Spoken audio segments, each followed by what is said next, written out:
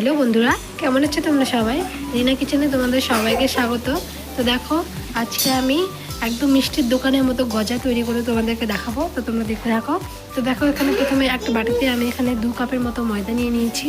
তারপরে এখানে দিয়ে দিচ্ছি সামান্য পরিমাণে লবণ, দিয়ে দিচ্ছি সামান্য পরিমাণে সোডা, তারপর দিয়ে দিচ্ছি এখানে দুধ পাউডার। তো এখানে দুধ পাউডার দিয়ে দিলাম আমি।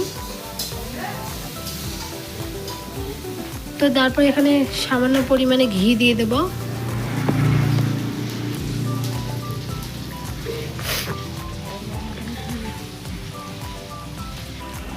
তারপরে এখানে দেখো, ঘিটা দেওয়ার পর একটু ময়দাটাকে ভালো করে মেখে নেব।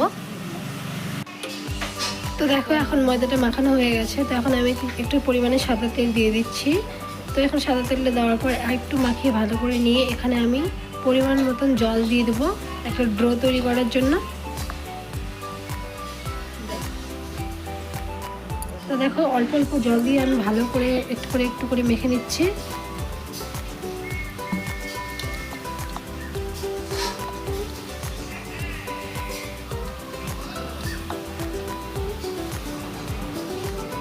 তো এখানে দেখো, আমার ডো তৈরি করা হয়ে গেছে। তো এখন আমি কিছুক্ষণের জন্য ঢাকনা দিয়ে রাখবো, 5-10 মিনিটের মতো। চলো, তারপরে দেখো, এখানে আমি ঢাকনা দিয়ে দিলাম। তো চলে এসেছে এখন বেলার জন্য 10 মিনিট পরে। তো দেখো, ময়দাটা নরম হয়ে গেছে, এই দেখো। তো এখন আমি দেখো কিভাবে গজার জন্য ডো তৈরি করি। দেখো, প্রথমে আমি একটা বেলনি নিয়েছি আর একটা নিয়েছি এখানে ডলার জন্যই। তো এখন আমি দেখো কিভাবে করছি, তোমরা দেখ। তো আমি এখন গজার জন্য লিচি কেটে নেব। তো চলো দেখো কিভাবে আমি করছি। তো এইভাবে করে দুই দিকে ভালো করে এইভাবে বেলে নিতে হবে। তো তারপর এখানে দেখো বেলা হয়ে গেছে। এখন আমি একটা ক্যাচির সাহায্যে কেটে নেব। দেখো, এখানে একটা চাকু নিয়ে নিয়েছি।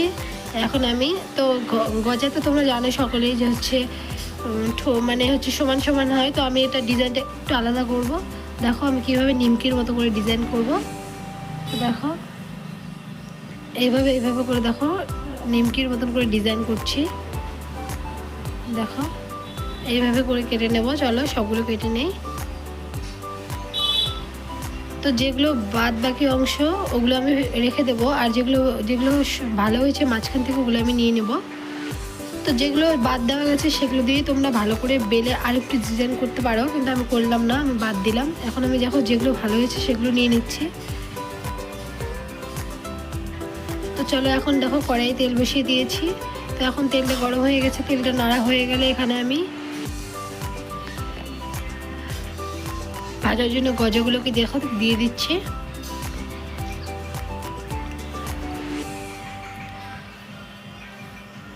তো চলো এখন ভেজে নেই। তো একদম লো মিডিয়ামে গ্যাসের ফ্লেম অফ করে লো করে একদম ভাজতে হবে এগুলোকে।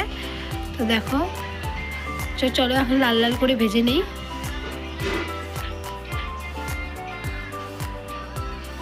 তো দেখো কি সুন্দরভাবে লাল লাল হচ্ছে আর ফুলবে। দেখো তোমরা আস্তে আস্তে দেখো কি সুন্দরভাবে ফুলে উঠবে।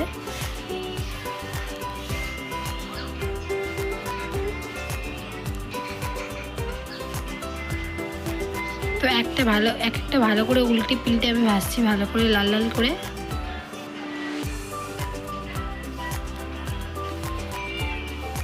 তো তোমরা বাড়িতে যখন তখন বানিয়ে খেতে পারো, খুবই ভালো লাগে, দোকানের চাইতেও বেশি টেস্ট করে তোমরা যদি এই রেসিপিটা ফলো করো।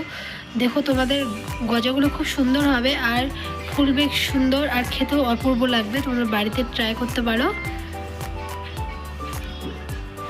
তো দেখো, তোমাদেরকে আমি একটা দেখাচ্ছি, দাঁড়াও। এই দেখো কি সুন্দরভাবে ফুলে উঠেছে। দেখো সবগুলো, দেখো কি সুন্দরভাবে ফুলে উঠেছে। তো চলো, এখন আমি এগুলো ভাজা তো হয়ে গেল। এখন আমি শিরাটা তৈরি করে নিই। তো দেখো, এখানে ভাজা হয়ে গেছে, এখন তুলে নিচ্ছি একটা ছান্তার সাহায্যে। তো চলো, এই জন্য এখন আমি শিরাটা করে নিচ্ছি। তো দেখো, একটা কড়াই এখানে আমি সামান্য পরিমাণে জল দিয়েছি। তো জল দেওয়ার পর এখন একটু চিনি দিয়ে দিচ্ছি সামান্য পরিমাণে। তো তোমরা যেরকম মিষ্টি রাখতে চাও সেরকমভাবেই দিতে পারো রসটা, তোমাদের মিষ্টি অনুযায়ী। তোমরা যেরকম মিষ্টি খাও সেরকম চিনি দেবে। তো দেখো, এখানে আমি চিনিটা দেওয়ার পর এখানে আমি ভালো করে নেড়ে নিচ্ছি। তো দেখো শিরা কমপ্লিট। তো নামানোর আগে আমি এখানে দিয়ে দিচ্ছি 2টো তেজপাতা, আর একটু নেড়ে চেড়ে দেখো, তোমাদেরকে দেখাচ্ছি কিভাবে তোমরা বুঝবে যে রসটা হয়েছে কিনা। তো দেখো এইরকমভাবে আঠালো আঠালো হয়ে যাবে। তো দেখো নামানোর আগে এখানে আমি দিয়ে দিচ্ছিলাম সামান্য পরিমাণে